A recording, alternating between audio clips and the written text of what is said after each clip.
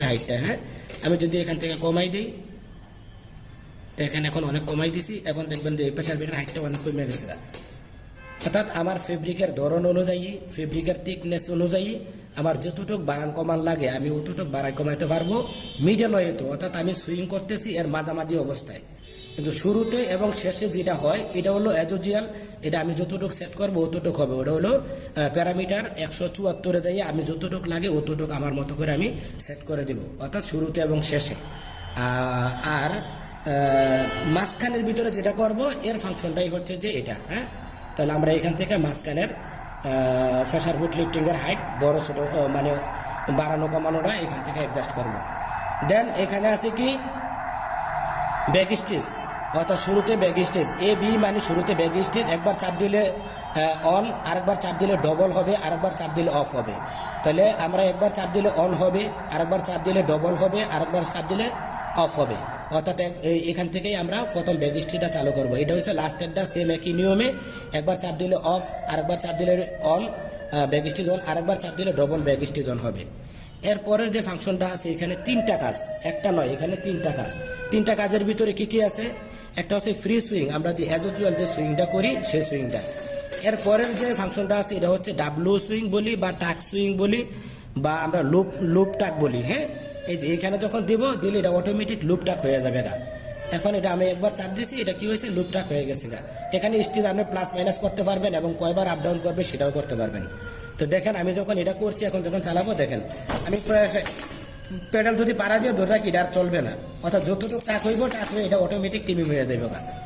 আচ্ছা, এরপরের ফাংশনটা হচ্ছে যে কি একই বাটনের ভিতরে একটা গেল, দুইটা গেল, তৃতীয় নম্বরেরটা। হ্যাঁ, তৃতীয় নম্বরটা হচ্ছে ডেকোরেশন স্টিচ। ডেকোরেশন স্টিচ বলতে বলবে মানে আমি নির্দিষ্ট স্টিচ, অর্থাৎ মানে আমি একটা বেলকু করব বা একটা নির্দিষ্ট মেজারমেন্ট আছে এর বাইরে স্টিচ যাইতে পারবে না। তো ওইটা যদি আমরা করতে হয় তাহলে সেক্ষেত্রে আমরা কিভাবে করব? এই ফাংশনটাতে যাবে, এই যে এন ফাংশনটা। এই এন ফাংশনটাতে যাওয়ার পরে এটা হলো মানে স্টিচের কয়বার যাবে। হ্যাঁ, আর এটা হচ্ছে কয়টা টার্ন হবে, আর এটা হচ্ছে যে স্টিচ লেন্থ। এটা হচ্ছে প্যাটার্ন নাম্বার 1। হ্যাঁ, এটা হচ্ছে যাইয়া কয়বার টার্ন হবে, এটা কি এই রাউন্ডের ভিতরে একবার হবে না দুইবার হবে, হ্যাঁ না তিনবার হবে না চারবার হবে। এটা হচ্ছে একবার, দুইবার, তিনবার, চারবার এটা। হ্যাঁ, আর এটা হচ্ছে যে কি স্টিচ, অর্থাৎ এই যে একবারে আসলে কয় স্টিচ হবে, পরের বারে আসলে কয় স্টিচ হবে, আর পরের বারে কয় স্টিচ হবে। অর্থাৎ এই ধরনের যদি কোনো নির্দিষ্ট কাজ থাকে বা যদি একবারই হয় এখান থেকে শুরু হবে এখানে শেষ হবে।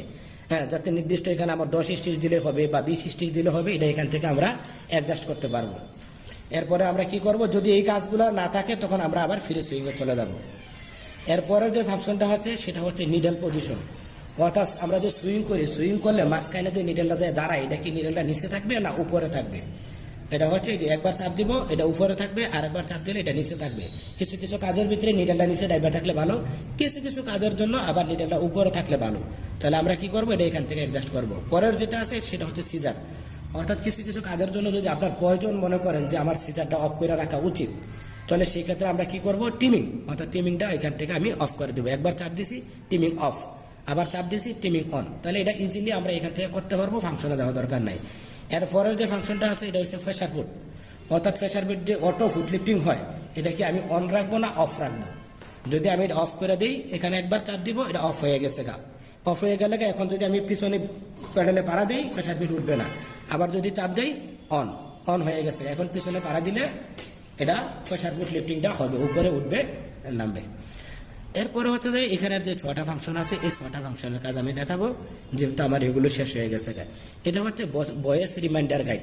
যদি আমি প্রেস করি ভয়েস রিমাইন্ডার গার্ডটা অন হবে, আর যদি আমি প্রেস করে ধরে রাখি তাহলে আবার কি হবে? ভয়েস রিমাইন্ডার গার্ড অফ হবে, অর্থাৎ অফ অন হচ্ছে এখান থেকে।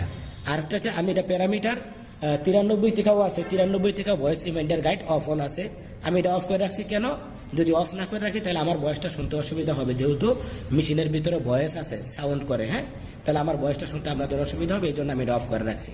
তাহলে এটা হচ্ছে ভয়েস নির্দেশনা গাইড অফ অন বা রিমাইন্ডার গাইড, এটা অফ অন। হ্যাঁ, আর এটা হচ্ছে রিসেট, কোনো কারণে ফাংশন এলোমেলো হয়ে গেছে, কেউ লাইরা ফেলাইছে, তাহলে আমরা কি করব? এখান থেকে রিসেট দিয়ে দেবো। রিসেটটা দিতে হলে কি করতে হবে? রিসেট বাটনে আমি প্রেস করে ধরে রাখবো 3 সেকেন্ড, 1 2 3। এই যেমন আমি চাপ দিছি 1 2 3, এখন আমি সাইরা দিব। সাইরা দিলে এটা এই যে ফ্লাশ করবো 8 8 8 8 ফ্লাশ করে এরপর ওকে লেখা উঠছে, ওকে লেখা উঠলেই মানে কি এটা রিসেট কমপ্লিট হয়ে গেছে। তো যদি কেউ কোনো এলোমেলো করে নেয় বা ফাংশন যদি লাইরা ফেলে তাহলে আমরা এখান থেকে রিসেট করে দিব।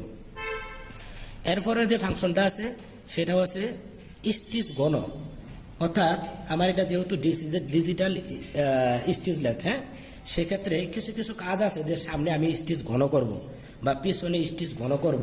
অনেক সময় আমার ব্যাগ স্টিচ দেওয়া লাগবে না, একটু কিছু ঘন সেলাই করানো লাগবে। তাহলে আমি যদি এটা অন করে দিই, একবার চাপ দিলে সামনে ঘন সেলাই হবে। সরি, আমি ভয়েস রিমাইন্ডার কার্ডটা চালু হয়ে গেছে, আমি একটু অফ করে করে নিই। ভয়েস রিমাইন্ডার কার্ডটা অফ করে নিতে হলে কোথা থেকে করতে হবে, এই পি বাটন প্রেস করে পাওয়ার অন করব। পাওয়ার অন করে প্যারামিটার 93-তে যাব।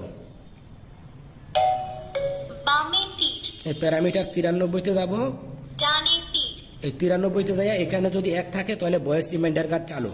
যদি আমি অফ করতে চাই তাহলে এই মাইনাস বাটন চাপ দিয়ে 0 করব, আর লেফট রাইট দিয়ে হচ্ছে যাই এই ফাংশনের ভিতরে আসবো। হ্যাঁ, আসার পরে আমি কি করব, এখানে মাইনাসে চাপ দিলে 1 0 0 করে দিয়ে পি বাটনে সেভ দেব।